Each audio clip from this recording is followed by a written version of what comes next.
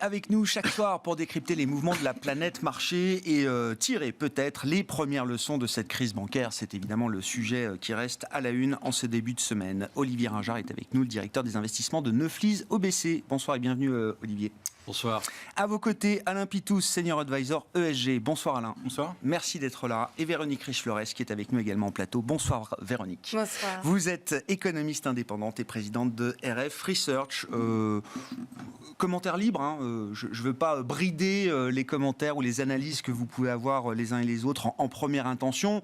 La question, Alain, peut-être étant de savoir déjà à ce stade, après 2 jours de séance de soulagement, entre la résolution définitive, on l'espère, du maillon bancaire le plus faible d'Europe, à savoir Crédit Suisse, et l'attention très forte portée par les autorités américaines à la crise bancaire régionale, à la crise des dépôts qui a frappé ces derniers jours un certain nombre de banques régionales aux États-Unis. Est-ce qu'on est dans une situation qui semble gérée, gérable, en cours de résolution? Choisissez le... Non, mais si. L'autre option, c'est est-ce qu'on est encore dans une situation où tout peut encore partir dans le décor?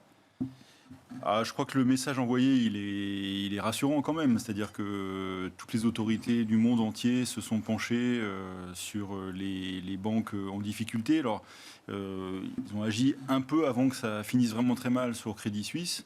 On s'est donné du temps, c'est-à-dire encore une fois, c'est-à-dire que je pense que effectivement vous évoquiez dans l'ouverture, on est 15 ans après la crise de 2008 et on se retrouve encore un week-end à se demander ce qui va se passer lundi, avec des banques centrales qui à 22h envoient un message pour dire qu'elles vont injecter plein de liquidités. Et c'est en réalité ça qui calme tout, quoi, en fait, hein, parce que ça redonne du mou par rapport à ça. Mais moi je trouve qu'il y a plein de questions qui se posent, c'est-à-dire que on avait on avait mis en place de la régulation en 2008, là on résout quelque chose un peu en urgence en mettant de la liquidité, mais on crée plein de questionnements à venir. Je pense que il y a déjà le cas Crédit Suisse qui est loin d'être réglé, hein, parce qu'il va y avoir plein de litiges entre les obligations non remboursées, ça va discuter et ça va mettre des procès.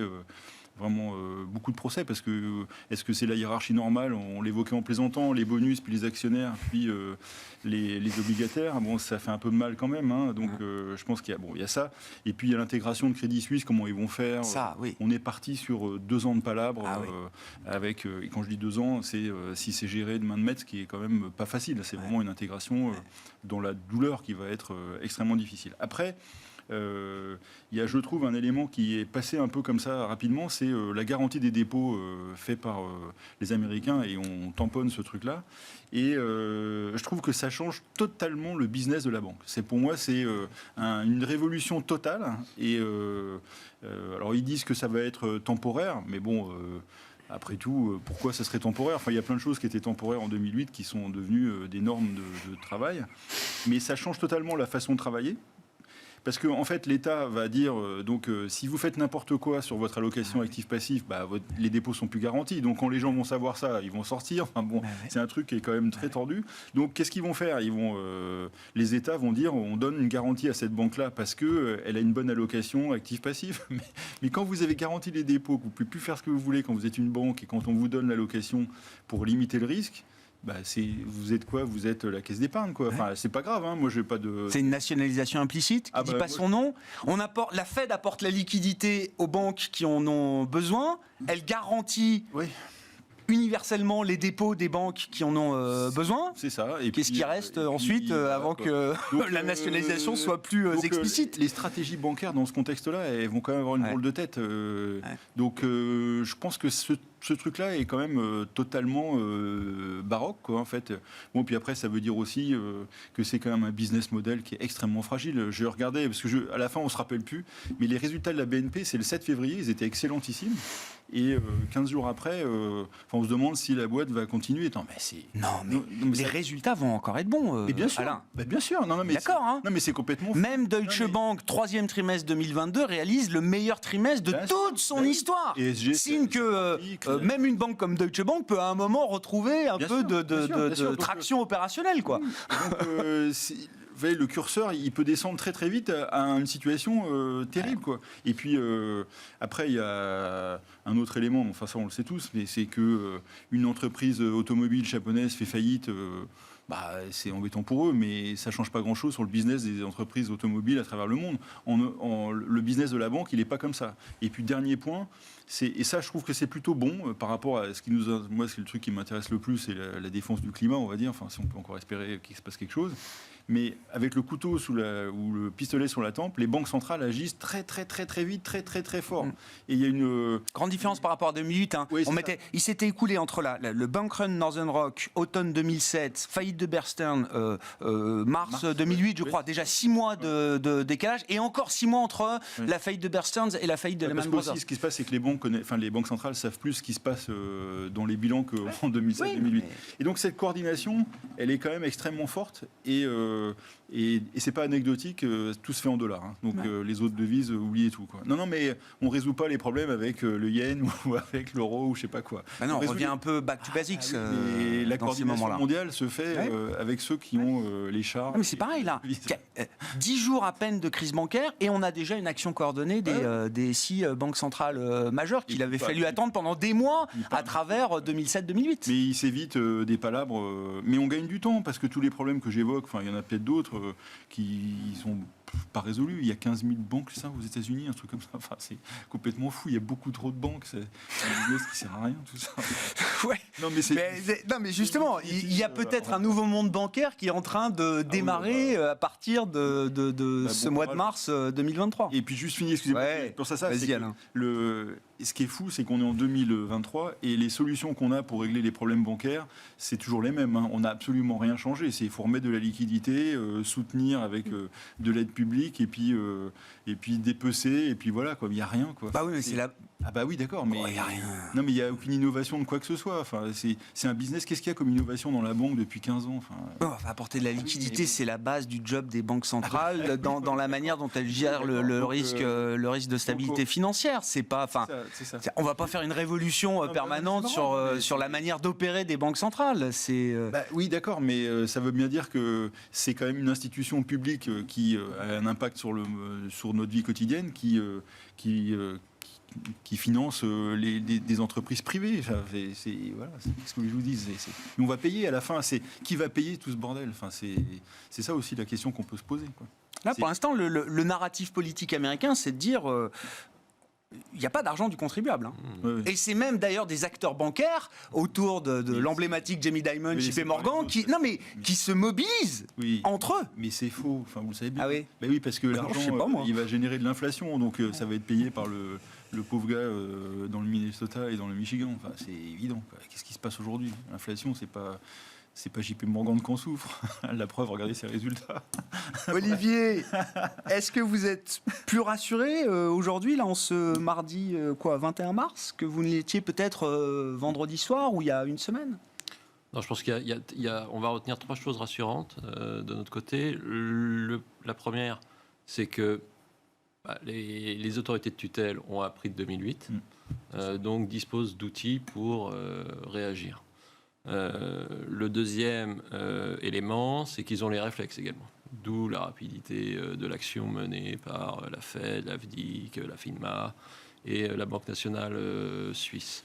Le troisième élément, c'est que on s'est aperçu dans les tensions qu'on a eues sur le système bancaire européen et sur Crédit Suisse en particulier, que ces tensions ne se propageaient pas nécessairement au reste du secteur bancaire. Quand vous observiez par exemple les CDS Crédit Suisse contre les CDS bancaires européens, vous aviez une déconnexion très très claire. Évidemment, elle était facile puisqu'il y avait des fortes tensions sur le CDS de Crédit Suisse, mais il y avait une déconnexion qui était différente de ce que pouvait observer en 2011-2012 ou en 2008. Ce qui signifie que les investisseurs considéraient que le secteur bancaire européen dans son ensemble pouvait absorber un choc Crédit Suisse, ce qui est une bonne nouvelle également, Bien puisque sûr. ça montre que la régulation qui a été mise en place au cours de ces dernières années a permis de renforcer la stabilité bancaire, en particulier en Europe. Il n'y a pas d'assèchement du marché interbancaire non plus. C'était des phénomènes qu'on observait en 2008. Il n'y a pas cette défiance généralisée entre banques. Elles se connaissent et elles continuent de se faire confiance. Donc ça, c'est quand même rassurant et ça montre qu'on a appris de 2008 et que le système, en moyenne, s'est plutôt renforcé. Après, il y a quelques points d'attention. Le point d'attention que vous souleviez sur la résolution du cas Crédit Suisse, l'ordre de priorité, on verra bien ce qu'il en ressortira. On a du côté des banques régionales américaines tout de même un sujet potentiellement de régulation, la manière dont elles ont été surveillées par les autorités de tutelle, et peut-être que là, la régulation était insuffisante. Et puis la troisième question qui est plus fondamentale pour nos perspectives économiques, c'est de savoir quel va être l'impact du choc que l'on a sur les perspectives économiques pour les prochains mois et les prochains trimestres. Et c'est là où Véronique Riche-Flores intervient. Véronique, je ne sais pas si on peut répondre définitivement à cette question à ce stade, mais comment aujourd'hui on essaye de répondre à la question de savoir si ce choc bancaire, ce choc de confiance supplémentaire qui vient s'ajouter à une situation qui était déjà mouvante, on ne va pas se leurrer évidemment, Véronique, est-ce que ça peut encore, avec les interventions dont on discute, des banques centrales, des autorités de régulation, la vitesse de réaction, est-ce que ça peut encore rester anecdotique sur le plan macroéconomique ou est-ce que ça a déjà changé la donne en profondeur ? Alors, bon, tout va dépendre effectivement des développements dans les semaines à venir. Je partage assez les avis qui ont été émis, c'est-à-dire qu'on a tous été stupéfaits par la rapidité à la fois des autorités, mais pas seulement, les grandes banques, qui étaient et qui ont fait partie des dispositifs de sauvetage immédiatement.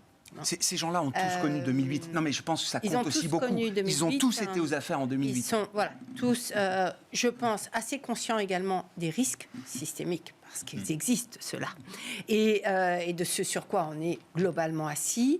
Et donc, effectivement, si on ajoute les actions des autorités et des établissements privés, etc., on a l'impression... Il y a eu beaucoup de choses faites. Il y a une ligne de défense solide. Il y a une ligne de défense solide, il y a les liquidités sont là, et je pense qu'effectivement, le meilleur indicateur, c'est que les taux interbancaires ne sont pas tendus, il n'y a pas de problème de défiance, etc. Alors, une fois qu'on a dit ça, est-ce qu'on est vraiment avancé ?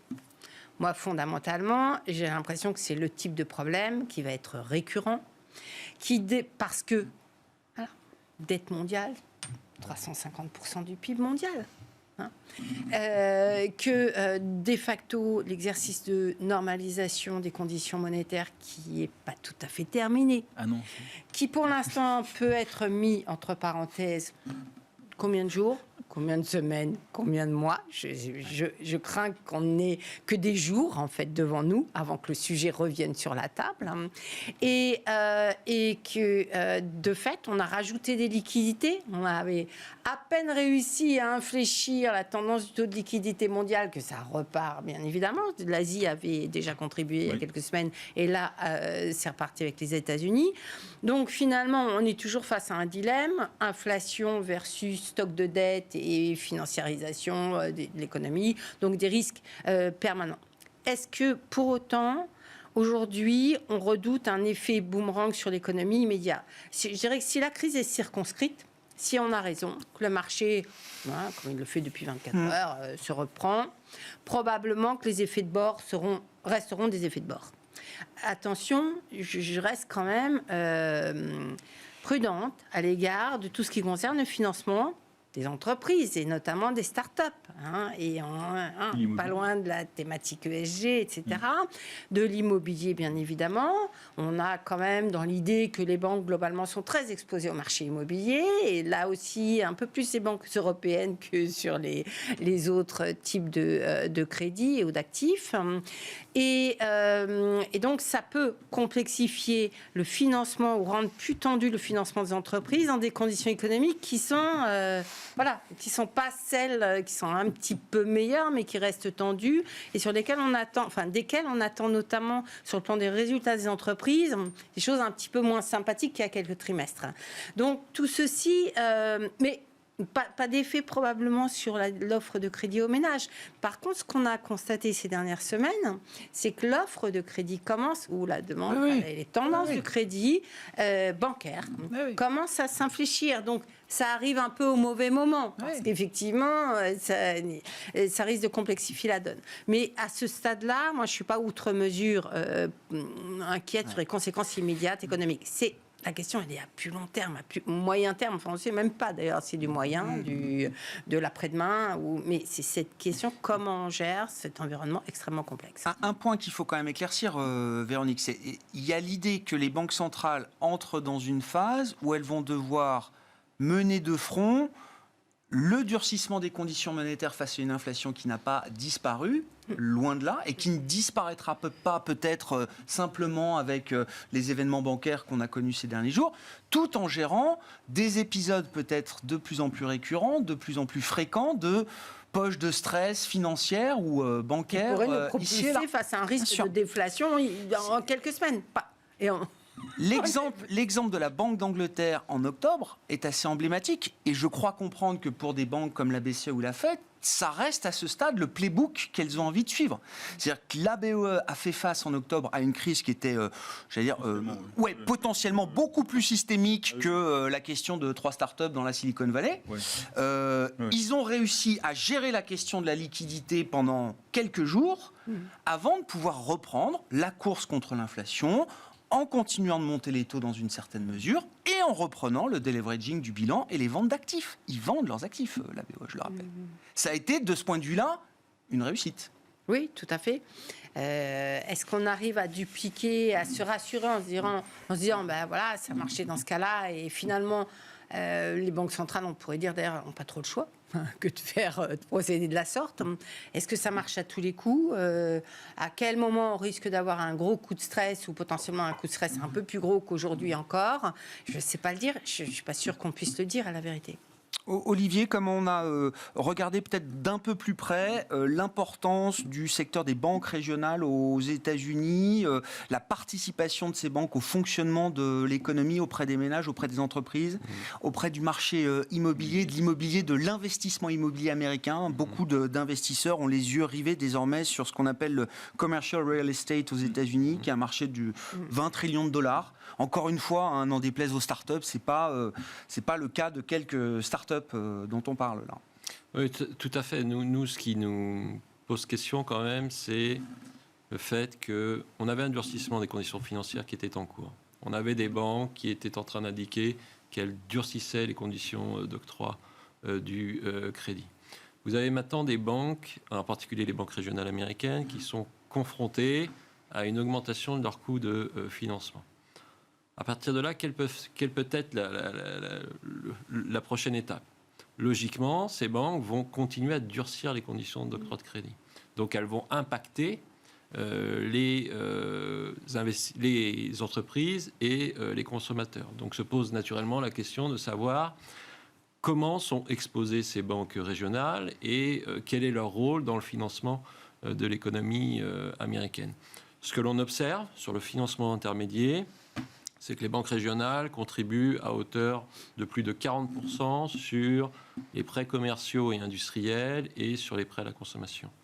Contribuent à 80% sur les prêts, sur les investissements résidentiels.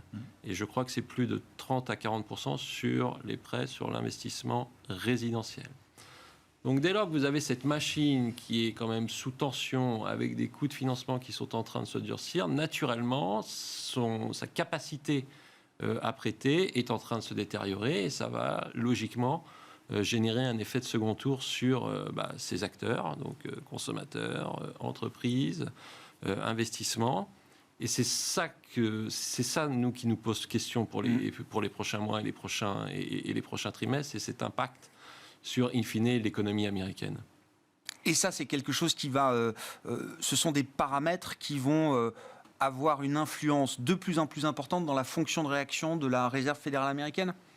C'est une question que les investisseurs se posent déjà depuis quelques mois. Jusqu'où va aller la Banque centrale américaine alors que les conditions financières sont déjà en train de se durcir, alors que l'inflation donne tout de même des signes de ralentissement, alors pas aussi rapide que escompté.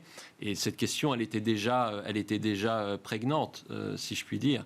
Et elle va effectivement être très importante au cours de ces prochains mois. Ce qui est possible, la manière dont nous, on considère la réponse de la Banque centrale américaine, c'est qu'à court terme, donc demain, elle va augmenter encore son taux directeur de 25 points de base, tout en évidemment communiquant allègrement sur le fait qu'elle surveille les conditions financières. Et on imagine qu'à la fin de l'année 2023, cette Banque centrale américaine soit contrainte de rebaisser ces taux face à une détérioration de la situation économique assez sensible aux États-Unis. Mais d'une certaine manière, on revient à un scénario qu'on pouvait avoir en tête il y a quelques mois peut-être, l'idée du fameux pivot. Alors la question du timing était une question discutée, mais cette idée-là, elle était dominante il y a encore quelques mois. Elle était dominante au bémol près que le pivot était escompté par rapport au comportement de l'inflation. Certes. Principalement. Et là, c'est pour une question de stabilité financière que ce pivot interviendra. Et que nous, le pivot, on l'imagine par rapport, pas à une problématique de stabilité financière, mais par rapport à une problématique de ralentissement assez prononcé d'économie américaine. D'accord. Problématique de croissance. Donc de récession. Ouais. Oui, bien sûr. Oui, mais l'horizon a varié. On a reporté la récession dans le temps. Là, sans doute que cet horizon se raccourcit à nouveau un petit peu. En tout cas, les investisseurs vont suivre de très près les statistiques économiques de ces prochains mois aux États-Unis, ce qu'ils avaient eu plutôt tendance à évacuer en début d'année. Rappelons-nous qu'on était dans le scénario du no landing en début d'année et qu'on est en train de reparler un peu de hard landing. Donc voilà, un environnement qui est assez mouvant. Oui. Les données changent, les scénarios changent, comme on dit. Alain, vos commentaires. Moi, un truc qui m'a marqué depuis le choc SVB, c'est la vitesse à laquelle un risque de réputation peut se matérialiser aujourd'hui. Très différent là aussi de 2008. Ouais. On a tous en tête encore, enfin ceux de la génération autour de la table. Non mais Northern Rock, encore une fois, le bank run. Des images que moi, en tout cas de ma génération, je n'avais jamais vues dans une économie britannique. On le rappelle, des files d'attente pendant des heures, des jours, des semaines pour retirer le dernier penny de son compte bancaire. Aujourd'hui, en 2 heures, c'est réglé. Ah oui. Non, mais c'est effectivement, il y a eu les deux éléments. Il y a eu SVB et puis il y a eu aussi finalement Crédit Suisse parce que c'est une déclaration, on va dire, un peu malheureuse d'un actionnaire qui a. C'est la défense du président de Crédit Suisse, Axel Lehmann, de dire à un moment, il y a l'effet réseaux sociaux, Twitter s'emballe et too much is too much. Oui, alors bon, ça arrivait. Ça n'enlève rien aux errances de Crédit Suisse accumulées depuis des années. On va dire c'est qu'ils étaient peut-être partis sur une situation qui était peut-être plus aussi mauvaise que ça et on commençait à avoir un bout du loin, un bout du tunnel. Il y avait un plan. Voilà, il y avait un plan et il leur fallait 3 ans. Bon, ils ont eu 3 heures. Bon, c'est pas de chance quoi. Mais je pense que le point le plus important, c'est ce que disait Véronique tout à l'heure, c'est la gestion du bilan en fait. C'est-à-dire que il y a les taux. Donc les taux montent et en fait je pense qu'une économie peut, si ça se fait progressivement, là c'était un peu violent, mais quand ça se fait relativement, de manière on va dire prévisible, l'économie peut gérer. Si vous avez un business plan devant vous quand vous êtes entrepreneur, 0,50 de différence sur les taux d'intérêt, ça vous embête, mais à partir du moment où vous avez l'argent pour le faire, si vous êtes confiant dans votre business model, vous pensez que vous allez pouvoir largement payer ça. Mais quand il n'y a plus de liquidité, la situation s'arrête très très vite dans plein de business, quoi. Donc, et on le voit, et c'est ça qui est, je trouve, terrible, c'est qu'on a mis, je crois, 9 mois pour baisser le bilan de 600 milliards, et on a mis 9 heures pour remettre 300 milliards dans la... Mais il ne faut pas aller chercher plus loin la hausse des marchés. C'est très bovin, les marchés. Vous ouvrez le robinet à fond, et c'est la fête, quoi, parce que voilà, il y a un phénomène d'entraînement. Même si l'intention de la Fed est différente de celle d'un quantitative easing, les résultats sont les mêmes, c'est le gonflement du bilan, avec tous les impacts que ça peut avoir sur les marchés. marché La d'actifs taille du risqués. bilan n'a pas d'odeur. Oui, non, mais c'est ça. C'est ça. Quelle que soit la raison de l'augmentation du bilan, c'est pas les investisseurs c'est, s'intéressent pas, s'embarrassent pas de ce genre de détails. Alors je sais plus qui fait ça, c'est Holger Schellspich, je sais pas comment on prononce son nom, qui Journaliste allemand, oui. Un économiste allemand qui fait pas mal de tweets que je trouve souvent assez intéressants. Et régulièrement, il met en parallèle le bilan de la Banque centrale et le S&P 500. Oui. Et ça fait un peu peur. Oui, mais on peut le faire avec la croissance des résultats, on peut le faire avec plein de choses aussi, ce graphe qu'on a tous en tête. Ouais, mais enfin, oui. Bizarrement, non, mais ça marche. Oui, mais oui, causation is not correlation is not causation, comme on dit. À force, on se dit quand même, ça va peut-être avoir un peu de sens. Donc, non, mais c'est la gestion et c'est un peu ça, c'est-à-dire qu'ils vont gérer les taux, donc apparemment, on va peut-être s'arrêter là, puis après, on va gérer le bilan, parce qu'on peut pas rester avec un bilan comme ça. Encore une fois, c'est ce bilan-là qui fait l'inflation, quand même. À ce stade, j'ai l'impression que c'est l'inflation qui va défaire le bilan, peut-être. Ouais.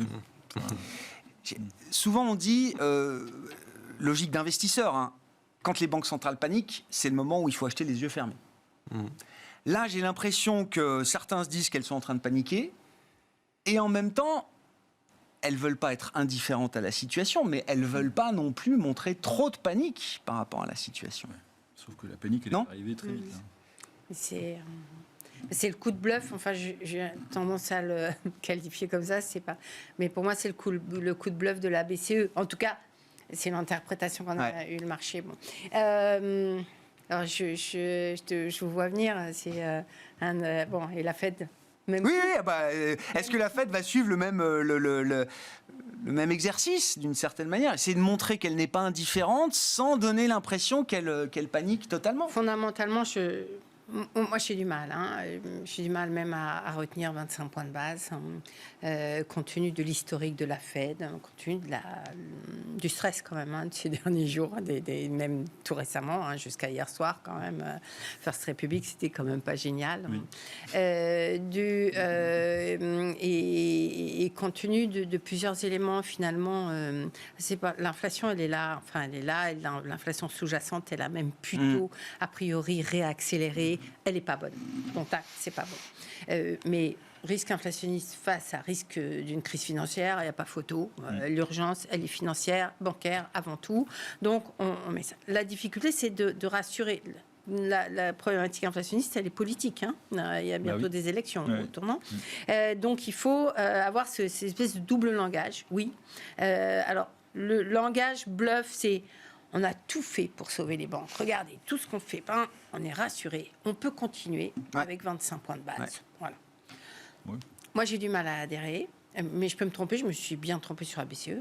Donc, j'ai plutôt... Il n'y a pas de décision idéale, j'ai l'impression. Parce qu'on a eu des petits warnings quand même économiques, parce que la croissance du crédit ralentit, parce que la confiance du consommateur quand même, c'était pas très jojo, c'était déjà pas très haut, mais c'est retombé à nouveau là, vendredi dernier. En fait, il reste un problème essentiel, c'est l'immobilier. Oui. C'est l'immobilier qui répond à la baisse des taux. Mais finalement, même si elle fait 25 points de base, ça va changer quelque chose sur les taux de financement hypothécaire et sur la partie longue de la courbe. Je ne suis pas sûre. Ça peut même avoir l'effet inverse que celui recherché. Donc moi, j'ai plutôt l'impression que la Fed a les moyens de dire on est data dependent. Ils l'ont toujours dit. Et on pourrait rajouter event dependent. Bien sûr. Donc aujourd'hui, il s'est passé ça. On a fait beaucoup. Ça remet pas en cause notre politique de lutte contre l'inflation. Peut-être qu'on sera amené à durcir même plus que ce qu'on avait imaginé notre politique monétaire. Mais pour l'instant... D'accord. Attendons la réunion suivante. Oui. Attendons la réunion suivante. Alors, je ne dis pas que c'est facile et c'est pour ça qu'on est tous tentés de se dire, si on était à leur place, on ferait 25 points de base, et puis voilà. Je pense que c'est plus complexe dans le cas des États-Unis, de la situation financière et des risques financiers. Ouais. Et c'était là aussi la difficulté de la BCE la semaine dernière, c'est-à-dire le calendrier fâcheux qui obligeait la BCE à s'exprimer sur la politique monétaire en pleine crise bancaire, sans savoir si la situation suisse allait être résolue, comment, etc. Et il fallait quand même prendre cette décision. Dur. Sur le plan de l'investissement, qu'est-ce qui anime la réflexion aujourd'hui, Olivier? Et déjà, à commencer peut-être par le cas d'investissement des banques européennes, avec des niveaux de valorisation. Alors, évidemment, on comprend avec ce qui s'est passé, qui sont revenus quand même à des niveaux assez faibles, qui correspondent à des niveaux de crise en termes de valorisation du secteur bancaire aujourd'hui en Europe.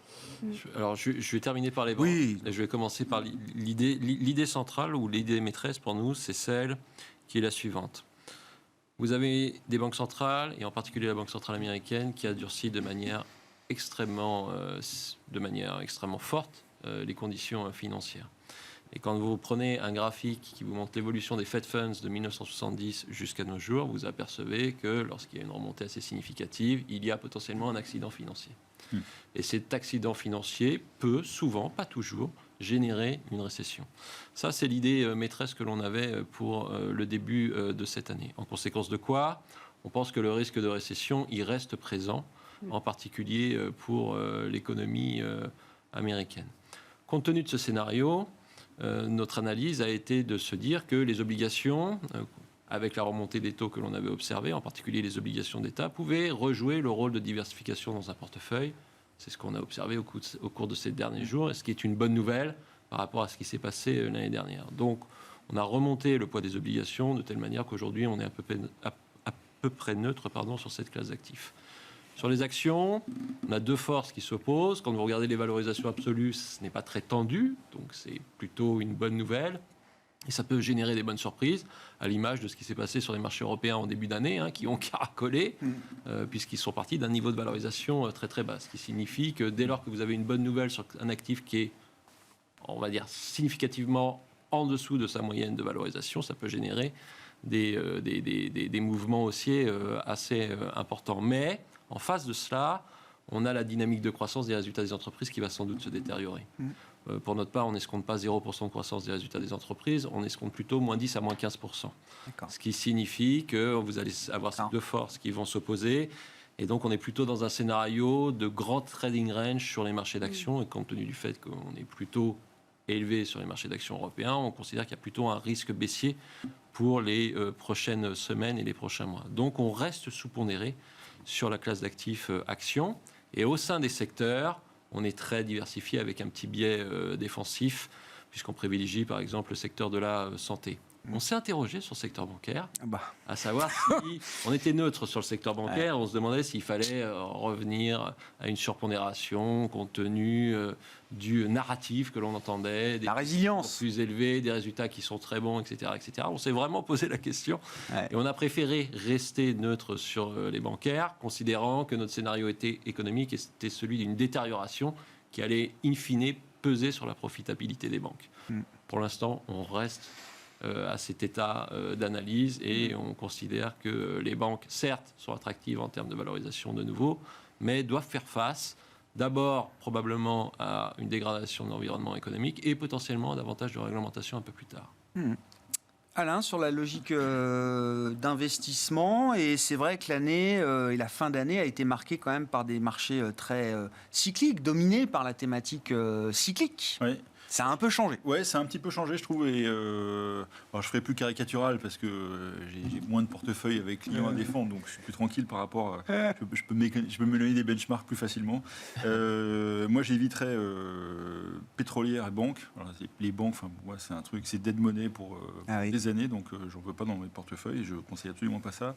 Tout ce qui est fausse croissance, c'est-à-dire que des valeurs qui se payent comme des valeurs de croissance, mais qui affichent des croissances à 5-8%. Alors c'est très bien. Je dis pas que c'est les entreprises qui font ça, c'est parfait, mais ça peut pas se payer comme des boîtes de tech qui font 30 ou 40%. Donc c'est quoi la conso de base? D'accord. Les Nestlé, Unilever. Il faut regarder tous les résultats en détail, mais il y a des boîtes qui annoncent quand même des résultats, des perspectives de croissance à 5-6%, et elles se payent 25 fois, 30 fois. C'est cher, je trouve. Quand même. Donc il y a ça. Les entreprises endettées, parce que je pense qu'à un moment donné, ça va être un énorme problème. Et puis, je ne peux pas m'empêcher les boîtes mal gouvernées. C'est-à-dire que quand il y a le moindre doute de gouvernance, un beau jour, ça se fait attraper par la patrouille d'une manière ou d'une autre. Et ça fait très, très mal. Enfin, c'est le schéma que vous évoquiez tout à l'heure. C'est-à-dire que pendant un moment, ça va. Et puis, le jour où ça craque pour une raison ou pour une autre... Ça va très vite. C'est terrible. Et on met... alors, c'est SG qui avait sorti ça. Ils disent qu'une boîte qui se fait attraper sur une problématique de controverse sous-performe pendant à peu près 2 ans. Si elle fait les choses comme il faut. Et si elle ne fait pas les choses comme il faut, comprends. on retarde encore. Si elle fait les choses comme il faut, ça veut dire virer le board et recommencer à zéro en passant les comptes à la paille de fer et en recommençant ailleurs. Donc le G, vraiment à éviter. Et puis alors, côté, moi je pense qu'il faut revenir sur la croissance. La croissance est plus rare, donc il faut revenir sur la croissance. Donc les belles techs de croissance rentables, les boîtes dans le cloud qui vont bénéficier de tout ce qui se passe en ce moment sur l'IA. Nasdaq a pris 4% la semaine dernière, dans une semaine un peu tumultueuse. Bon, après, sur 15 jours, je sais pas, mais je pense que c'est des boîtes qui peuvent vraiment faire de la croissance. Les thématiques longues, incontournables, moi je suis toujours dans mes trucs autour du solaire et de l'eau, ça marche plutôt bien. Donc, et c'est c'est des segments qui fonctionnent bien. Après, je pensais à des valeurs... une valeur comme Aptiv, j'évoquais ça récemment, c'est une valeur c'est des équipementiers automobiles qui sont vraiment dans des thématiques de demain. C'est zéro mort, zéro déchet et zéro émission. La mobilité du futur. Ouais, c'est ça. Ouais. Et alors, est-ce qu'ils réussiront? J'en sais rien. Ils sont plutôt bien positionnés. Donc, et c'est des boîtes qui font des 15-20% de croissance, qui améliorent leurs résultats, qui font du cash flow. Voilà, c'est... Après, rien n'est stable dans ce bas monde, mais c'est ce genre de choses qu'il faut essayer de trouver pour demain. C'est pas tellement des secteurs, en fait.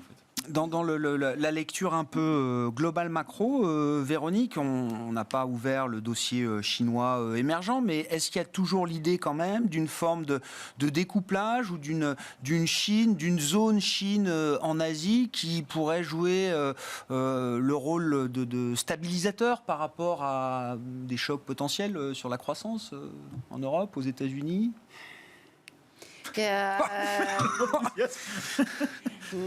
C'est des questions difficiles. Oui. Non, c'est pas neutre. Et je pense qu'on aura quelques miettes. Voilà. C'est comme ça, en fait. C'est comme ça qu'il faut y réfléchir. En tout cas, pour l'instant, incontestablement. Et les miettes seront peut-être plus petites qu'encore que ce qu'on a envisagé récemment. Donc, c'est vraiment difficile d'escompter une espèce d'appel d'air. Le marché l'a joué. On voyait bien pourquoi le marché le jouerait. À la fin de l'année, ça paraissait évident. Il y a des choses, il se passe des choses en Chine, notamment sur le plan domestique. Rien qui nous disent, tiens, là, il y a une espèce de courroie qui pourrait tirer le reste du monde, ce qui pose d'énormes problèmes, notamment pour le monde émergent, qui est quand même dans une situation fondamentalement préoccupante. Après, alors pourquoi moi, je regarde la Chine d'un œil très suspect. D'abord parce qu'elle ne me semble pas en mesure de pouvoir jouer ce rôle de locomotive. Deuxièmement, parce qu'on a l'impression que l'économie chinoise, l'industrie chinoise est endormie depuis 3 ans de Covid. Et quand on regarde du côté européen l'extrême pénétration, l'accélération de la pénétration des produits chinois dans des secteurs clés, stratégiques. Oui, bien sûr. Bien équipement énergétique. Et bien évidemment, la guerre a accéléré la pression.